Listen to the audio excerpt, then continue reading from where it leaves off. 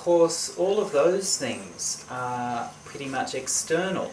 Yeah, all of those things are in terms of the external teachings, and the real teaching that goes on in a monastery is the internal teachings, and they're all the things which are not part of the curriculum. They're not part of what's taught explicitly, and so those things are a bit less tangible and a bit harder to pin down. But that's just what we try to just watch for, like a level of maturity and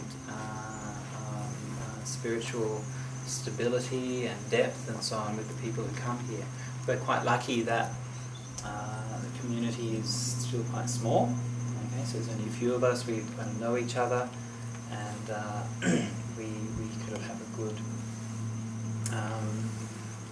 appreciation for each other's strengths and weaknesses, and so we try to just try to keep an eye on where people are at, and just trying to encourage their good qualities and to see whether people are improving over a period of years.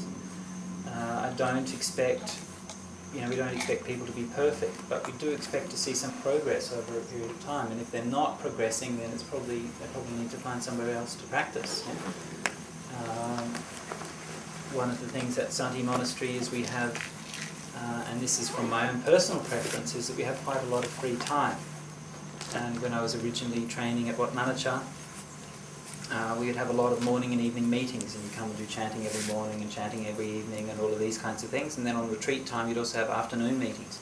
And so sometimes, you'd go through whole long stretches of many, many weeks or months at a time where you're basically just running from one meeting to the next, having chanting or having linear class or doing chores or whatever it was.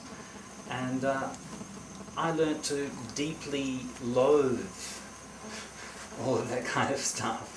And I just couldn't stand it after a while. And I always used to sneak out when we had the meetings. And we'd come in for the meditation sessions in the afternoon, and I'd just come in and bow at my seat and sit there for 10 minutes, and then get up from my seat and then go off into the forest somewhere, do walking meditation in the forest.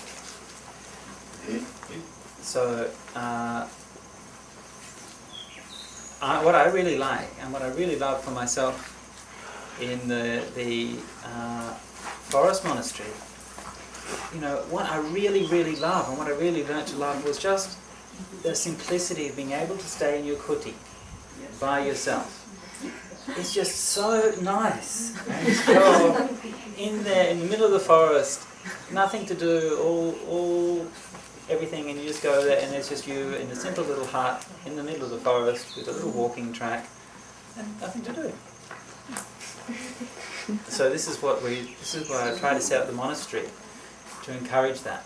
And again, this is following pretty much the model that's been at Bodhinyana with Ajahn Brahm, that he tried to set things up in that way.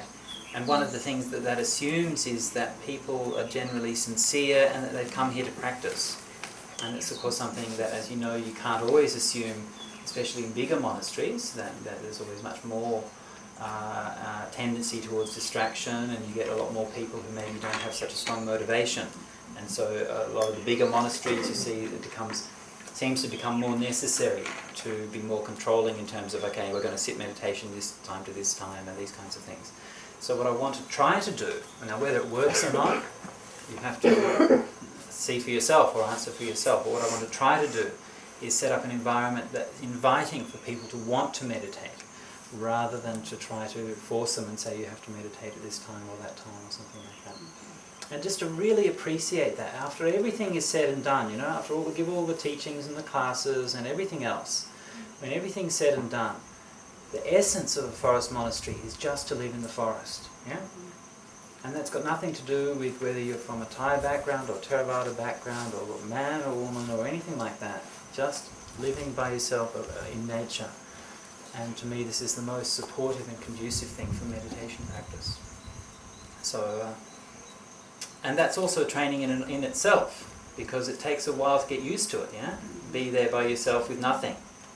Yeah, and there's a bit of an edge to it. On the one hand, it's very peaceful.